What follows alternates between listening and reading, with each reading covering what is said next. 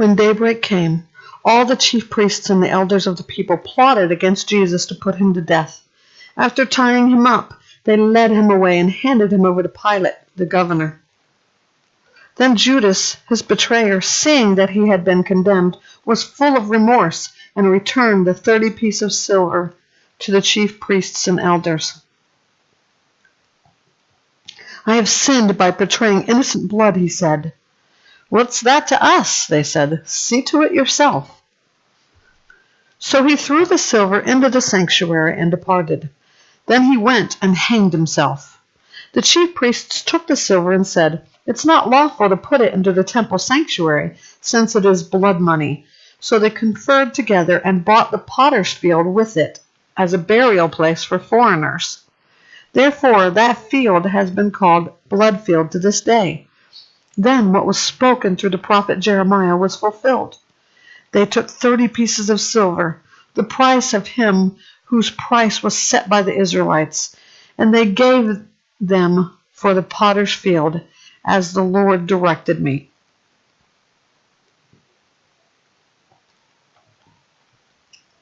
Now Jesus stood before the governor. "Are you the king of the Jews?" the governor asked him. Jesus answered, "You have said it." And while he was being accused by the chief priests and elders, he didn't answer. Then Pilate said to him, "Don't you hear how much they are testifying against you?" But he didn't answer him on even one charge, so that the governor was greatly amazed.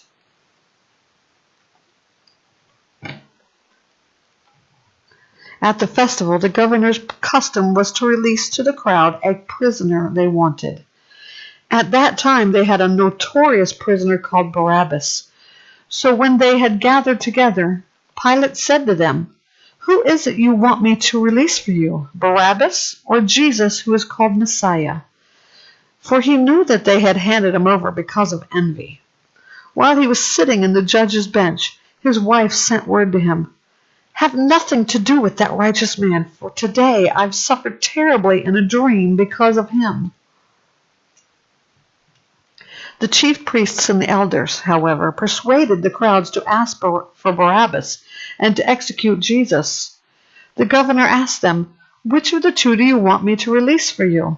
"Barabbas," they answered. Pilate asked them, "What should I do then with Jesus, who is called Messiah?" They all answered, "Crucify him." Then he said, "Why? What has he done wrong?" But they kept shouting, "Crucify him," all the more.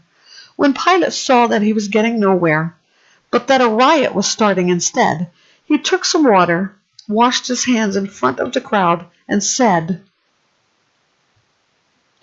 "I am innocent of this man's blood. See to it yourselves." All the people answered, "His blood be on us and our children." Then he released Barabbas to them. But after having Jesus flogged, he handed him over to be crucified. Then the governor's soldiers took Jesus into headquarters and gathered the whole company around him. They stripped him and dressed him in scarlet military robe. They twisted together a crown of thorns, put it on his head, and placed a reed in his right hand. And they knelt down before him and mocked him, "Hail, King of the Jews!" Then they spit on him, took the reed, and kept hitting him on the head. When they had mocked him, they stripped him of the robe, put his clothes on him, and led him away to crucify him.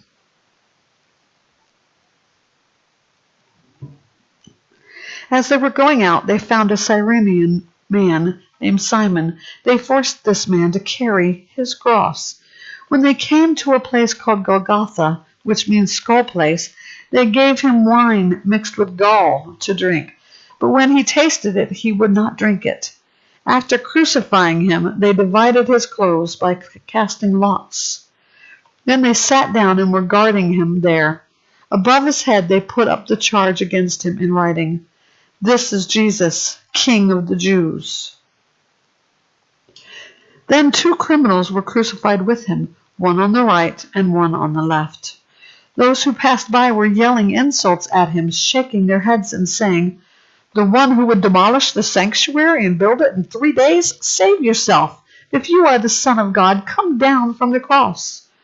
In the same way, the chief priests and the scribes and elders mocked him and said, "He saved others, but he cannot save himself.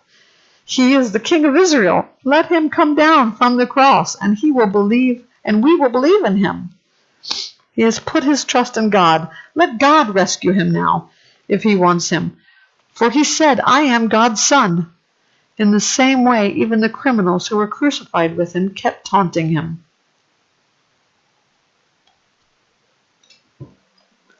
From noon until 3 in the afternoon, darkness came over the whole land.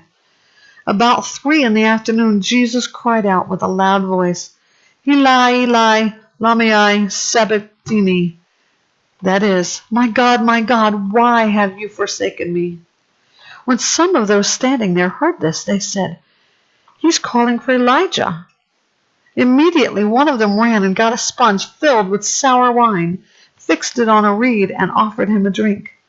But the rest said, "Let's see if Elijah comes to save him." He shouted again with a loud voice and gave up his spirit. Suddenly the curtain of the sanctuary was split in two from top to bottom. The earth quaked and the 2 rocks were split. The tombs were also opened, and many bodies of the saints who had fallen asleep were raised. And they came out of the tombs after his resurrection, entered the holy city, and appeared to many. When the centurion and those with him who were guarding Jesus saw the earthquake and the things that had happened, they were terrified and said, "This man really was God's son." Many women who had followed Jesus from Galilee and ministered to him were there, looking on from a distance. Among them were Mary Magdalene, Mary the mother of James and Joseph, and the mother of Zebedee's sons. When it was evening, a rich man from Arimathea named Joseph came, who himself had also become a disciple of Jesus. He approached Pilate and asked for Jesus' body. Then Pilate ordered that it be released. So Joseph took the body, wrapped it in a clean fine linen, and placed it in his new tomb, which he had cut into the rock. He left after rolling a great stone against the entrance of the tomb. Mary Magdalene and the other Mary were seated there, facing the tomb. The next day, which followed the preparation day, the chief priests and the Pharisees gathered before Pilate and said, "Sir, we remember that while this deceiver was still alive, he said, 'After 3 days I will rise again.' Therefore give orders that the tomb be made secure until the 3rd day. Otherwise his disciples may come, steal him, and tell the people he has been raised from the dead. Then the last deception will be worse than the first." "You have a guard of soldiers," Pilate told them. "Go and make it as secure as you know how." Then they went and made the tomb secure by sealing the stone and setting the guard.